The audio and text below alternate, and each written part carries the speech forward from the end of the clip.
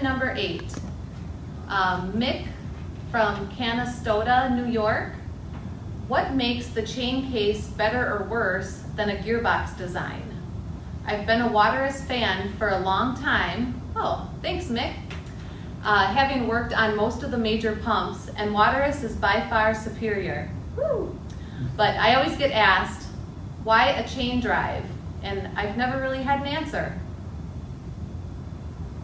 Who wants to take this one? I can take that one because I was here when we developed the chain drive transmission back in the 70s. A lot of people don't know, Mick, that really the impetus for getting us to redesign our pump transmission was actually noise.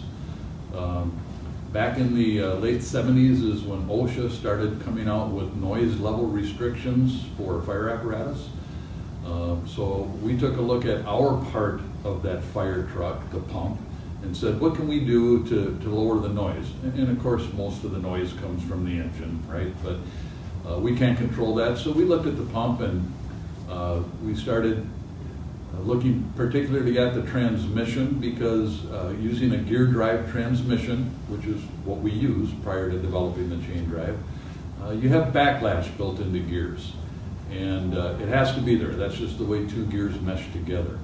So that backlash, especially at lower speeds, sometimes can have a tendency to cause rattling noises and just loud noises coming out of that pump transmission. So there were some automobiles back in the 70s that were using chains for front drive cars, which were just becoming popular at the time. So we took a look at that idea and did some experimenting and put a chain inside the pump transmission. So now we have an involute spline chain that's grabbing onto each sprocket, and there's no backlash there. There's no slop between the chain and the gears. So we found we were able to reduce noise considerably in the pump by going to the chain drive transmission. So that's what really made us take a look at it, and one of the main advantages of using the chain drive.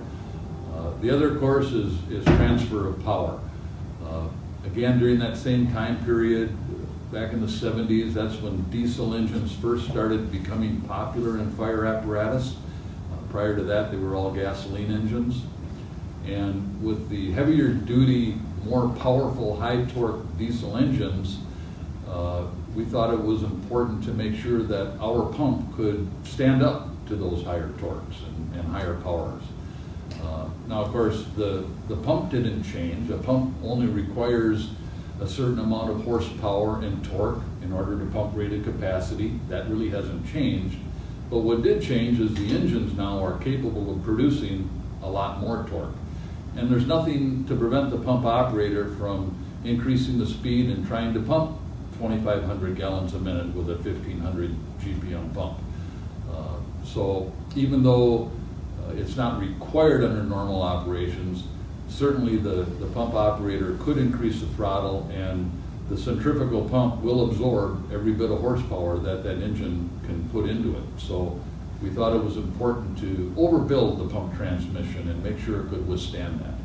And we found from testing that because of the engagement of the chain with the sprockets, as opposed to two gears meshing together, the load being transmitted from the engine to the pump is now being spread over more teeth on that sprocket because the sprocket is engaging with more teeth on the chain. So by